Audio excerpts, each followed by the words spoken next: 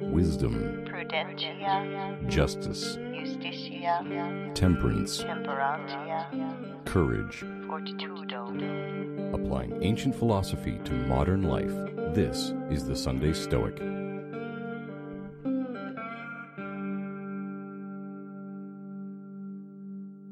Hey everybody, and welcome to another guest-hosted Sunday Stoic podcast. My name is Bob Cymber, also known as the Stoic Coach, and hopefully I've had the opportunity to interact with some of you over the numerous Facebook communities of Stoicism that have kind of been integrated into cyberspace these days. It's great to see that a lot of people are starting to talk about Stoicism. And I believe Donald Robertson's group is almost close to, 90,000 members or something like that. And that seems to be one of the main communities. And so hopefully if you have not joined a Stoic community on Facebook, hopefully you can join one and get to know some folks, especially in this time of isolation and quarantine that we have been experiencing. And I'm really excited, and I really thank Steve for having me on the show, because I really wanted to talk today about one of the Stoic subjects that's really near and dear to my heart, and that is failure.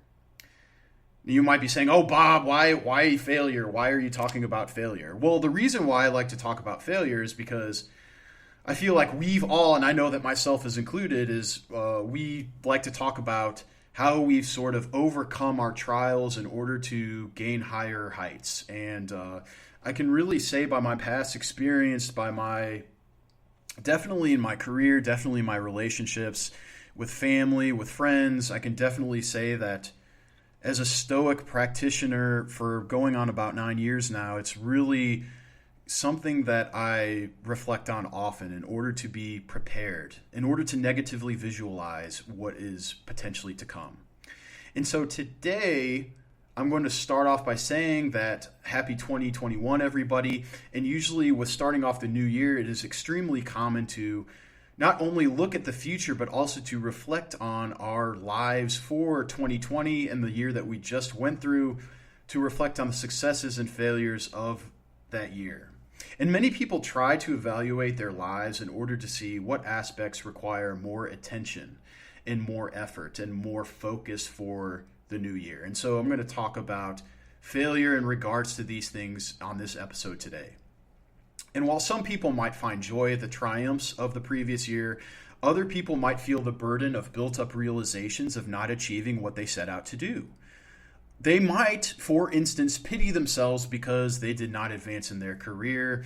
Others might experience novel feelings of isolation when observing that they did not make amends to a family member like they had planned. And one of the relevant passages that I like to talk about when talking about failure is the famous passage that comes from Meditations 5:20. And some people might realize, if you are kind of involved in the Stoic community, that Ryan Holiday has a book titled The Obstacle is the Way, that's sort of named after this idea that's found in the passage. So the passage reads like this: "Our actions may be impeded, but there can be no impeding our intentions or dispositions, because we can accommodate and adapt. The mind adapts and converts to its own purposes the obstacle to our acting. The impediment to action advances action. What stands in the way becomes the way." Often, when this quote is analyzed in Stoic circles, people are quick to jump to the profundity of the last two sentences. The sentences, again, are: the impediment to action advances action. What stands in the way becomes the way. However, there's a really important point that Marcus makes in the previous sentences. By realizing that our actions may be impeded, but there can be no impeding our intentions or dispositions, we can produce what the military calls a sit-rep, or a critical evaluation of our situation. The idea of our development has a tendency to involve external things that are not completely in our control, and it is beneficial for us to be aware of the level of our progress. Speed bumps and roadblocks in our journey can always be reminders that we need to constantly remember what is truly in our control in relation to our goals and what lies outside of our control. And guys, I really think that William Irvine, I just got done reading his book, The Sacred Art of Stoic Joy, for a second time. I think the first time that I read it was 5 or 6 years ago. I think it was a few, maybe a little less than that. But I really took a lot away, again, from this idea of his illustration when he talks about the example of a tennis player thinking about the goals of an upcoming tennis match. He says, for example, that we cannot control what the opponent does to prepare for the competition, right? We can't control how that person trains. We can't control how he or she has a mentor that might be Serena or Venus Williams, right? We can't control what their diets are. All we can really control is our own actions and intentions. And so Irvine suggests that we should, instead of looking on externals of things that we can control, we should focus on a goal that we can actually internalize, such as something like we should focus on playing the match to the best of our ability. So that's Irvine's suggestion when it comes to goals and being in control of those things. And apart from being aware of the dichotomy of control, another technique that could help us when confronted with failure is what Massimo Pigliucci calls otherizing. And otherizing can help place perspectives on our failure. And this is something that I use with my life coaching clients as well.